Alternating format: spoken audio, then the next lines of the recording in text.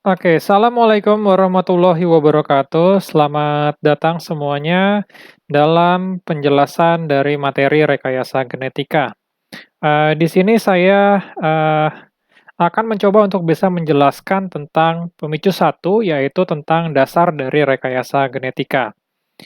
Baik, nah sebelum kita masuk ke dalam pemicu satu kali ini, kita akan mencoba untuk bisa menjelaskan dulu tentang central dogma dalam molekular biologi.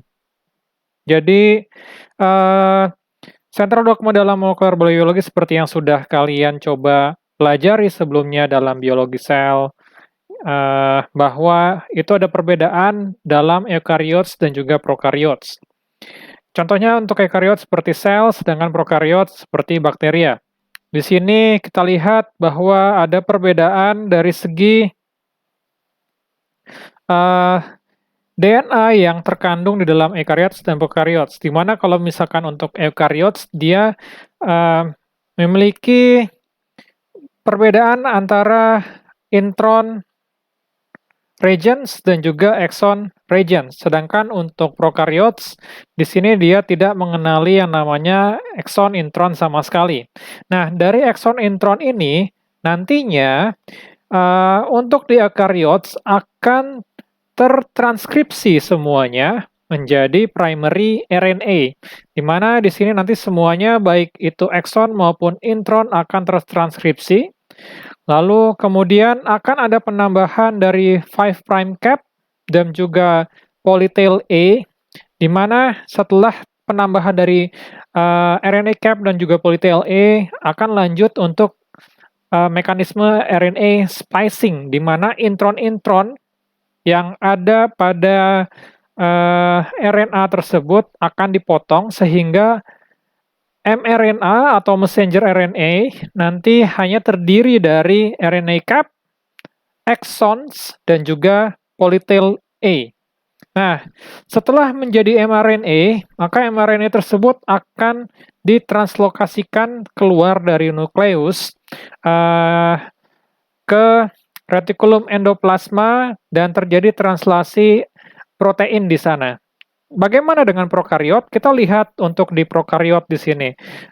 Berbeda dengan eukaryot di mana ada pemotongan antara ekson dan juga intron, dalam prokariot kita tidak melihat adanya pemotongan tersebut. Jadi semua sequence DNA yang ada di dalam prokariot semuanya akan tertranskripsikan menjadi messenger RNA. Nah, messenger RNA tersebut akan langsung tertranslasikan menjadi protein. Itu ya.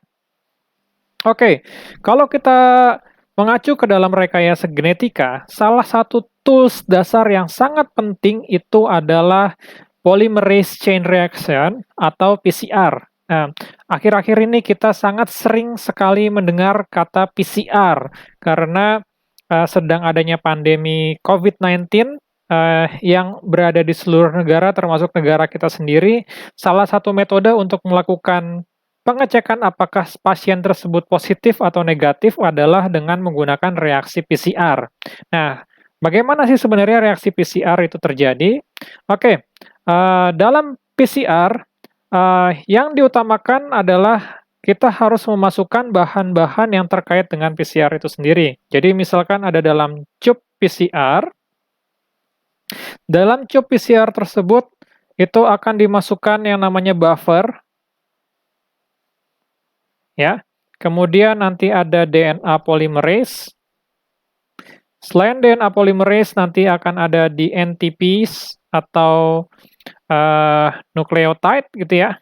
Selain DNTPs nanti juga ada yang namanya primer. Dan yang tidak kalah penting lagi adalah DNA template. Karena tanpa adanya DNA template, kita tidak ada target yang digunakan untuk terjadi reaksi PCR ini. Nah, dari sini uh, kita bisa lihat yang warna biru ini itu merupakan DNTPs atau nukleotida ya, sedangkan yang warna merah ini adalah primernya. Dan yang warna hijau itu adalah DNA template-nya. Nah, di mana buffer dan DNA pol? Ya memang tidak terlihat dalam gambar ini ya, namun dalam reaksi PCR, buffer dan juga DNA polimerase sangatlah penting, di mana buffer itu nanti akan menyesuaikan kondisi dari mixture dari PCR itu sendiri agar si DNA polimerase bisa berjalan secara optimal. Seperti itu. Nah, bagaimana reaksi PCR itu akan terjadi? Ketika semuanya sudah dicampur, buffer, DNA polymerase, DNTPase, primer, DNA template, dicampur jadi satu di dalam cup, maka kita akan melihat seperti gambar di sini, semuanya jadi satu, ya.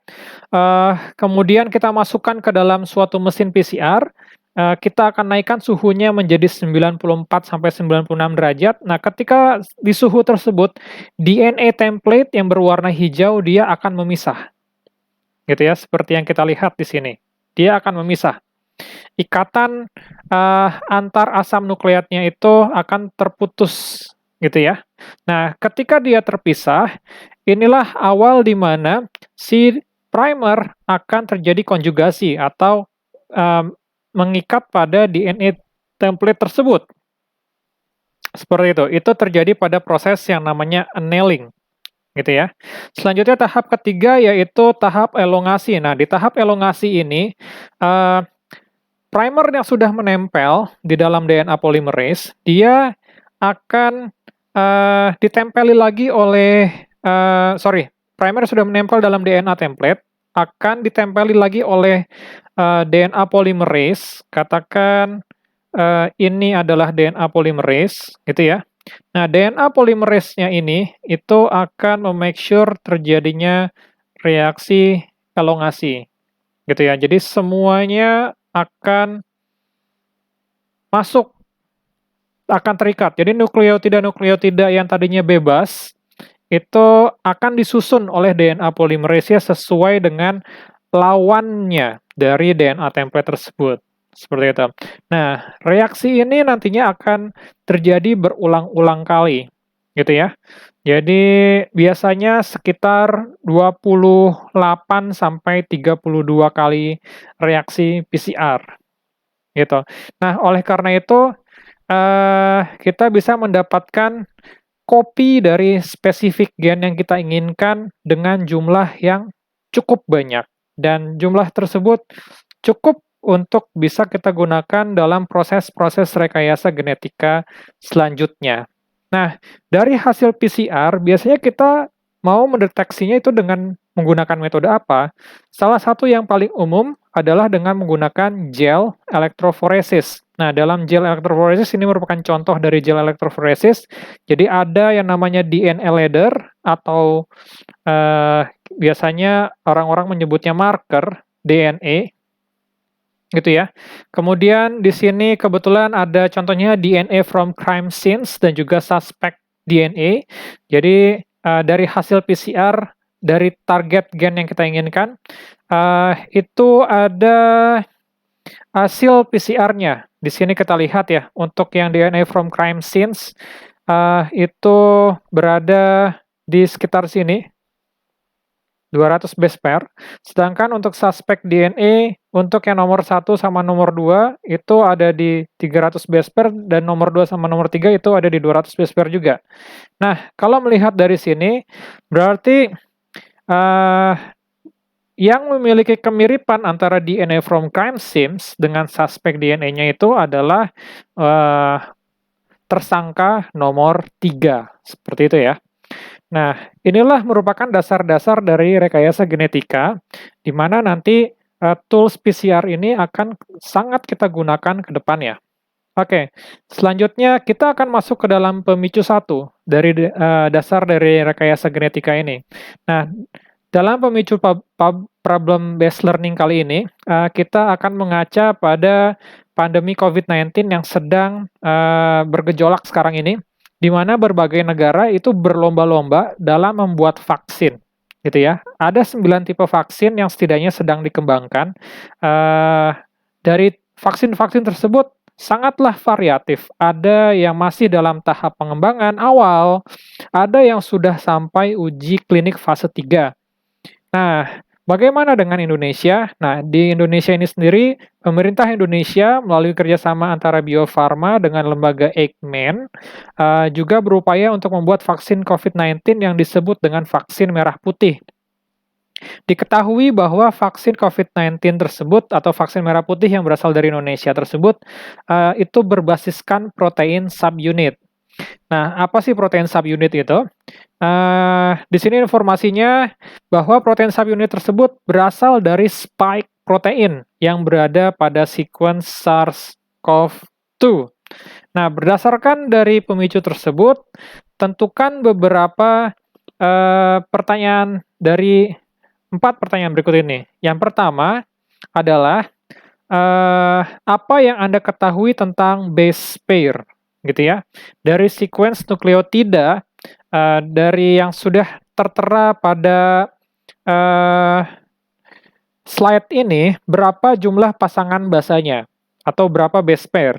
Kemudian berapa base pair juga yang termasuk protein yang nantinya akan tertranslasi. Artinya, berapa base pair dari vaksinnya, gitu ya, yang nantinya akan tertranslasi menjadi protein.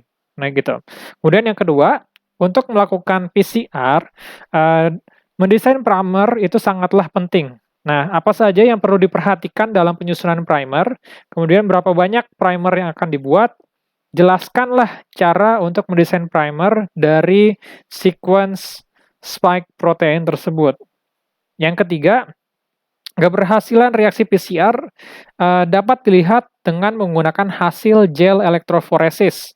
Nah, berdasarkan primer yang sudah kelompok kalian buat, kira-kira kalau misalkan kita melakukan analisis dengan menggunakan gel elektroforesis, di manakah posisi band dari DNA hasil PCR tersebut jika asumsinya marker DNA yang digunakan itu adalah lambda ST1.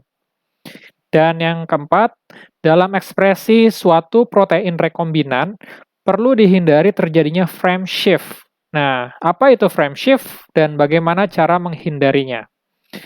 Uh, jadi dari 4 pertanyaan tersebut, silakan kalian diskusikan dalam kelompok masing-masing. Output dari pertemuan pertama kali ini adalah berupa mind map yang nantinya akan diupload di MAS bersamaan dengan pembagian dari tugas untuk pembuatan LTM dari masing-masing anggota kelompok. Nah, berikut ini adalah sequence dari spike glycoprotein sequence yang diambil dari gene bank. Kita bisa lihat di situ dari angka 21.541 sampai 25.381. Ini merupakan sequence DNA yang menjadi target untuk pembuatan vaksin dari SARS-CoV-2. Ya, seperti yang saya sudah bilang pada saat di awal-awal, ini merupakan awal untuk melakukan kegiatan rekayasa genetika. Jadi, apa saja ilmu yang telah kalian dapatkan selama perkuliahan kali ini, tolong digunakan dengan sebaik-baiknya dan jangan digunakan untuk hal yang negatif. Gitu ya. Sekian dari saya. Terima kasih banyak. Assalamualaikum warahmatullahi wabarakatuh.